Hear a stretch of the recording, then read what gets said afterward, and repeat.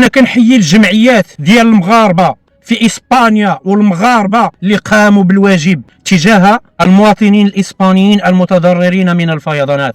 صراحه تشكرون على ما فعلتم، لكن ملي تكملوا من هذيك المناطق اللي فيها الفيضانات والناس اللي متضررين تتجهوا المدريد والبرشلونه، كاينين تما المغاربه كينعسوا في الزناقي، كاينين تما المغاربه ما عندهم ما ياكلوا، وماشي غير المغاربه والعرب المتشردين في شوارع مدريد وبرشلونه وغير هذه المدن.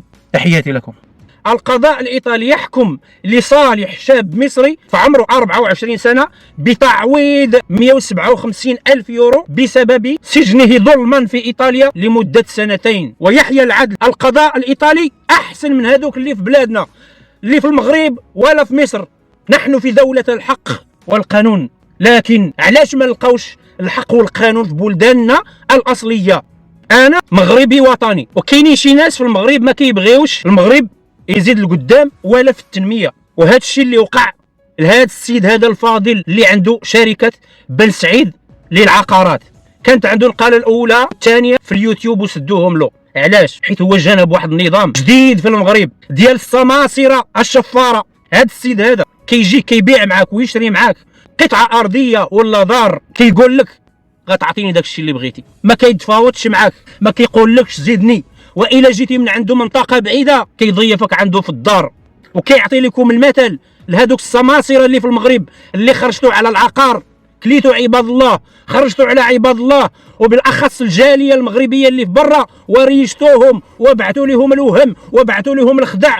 وتحياتي لك سي بن سعيد، تحياتي لك سي بن سعيد، شركه بن سعيد للعقار في المغرب.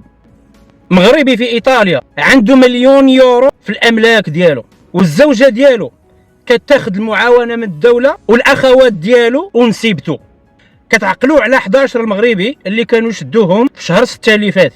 هاد الايام المحكمه في ميلانو كتصادر 1,000,000 يورو، وهي عباره عن املاك اللي عنده فيلا فخمه وسياره كتسوى 100,000 يورو وسيارتين.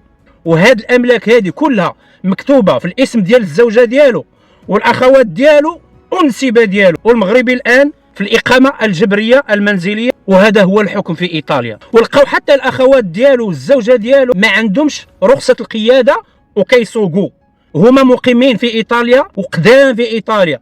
علاش أنا قلت لكم البعض من المغاربة أعطى سمعة جيدة للمغاربة في إيطاليا، والبعض منهم الله المستعان. حماية المستهلك في إيطاليا كتسحب واحد النوع ديال السردين والعلبة فيها 154 غرام من أسواق الإيطالية، وأنا غنكتب لكم الكوديتشي في الفيديو. وحذاري لأنهم اكتشفوا فيه الزئبق، وهذا الزئبق هذا كيتسبب أضرار كثيرة للجسم الإنسان، وحذاري.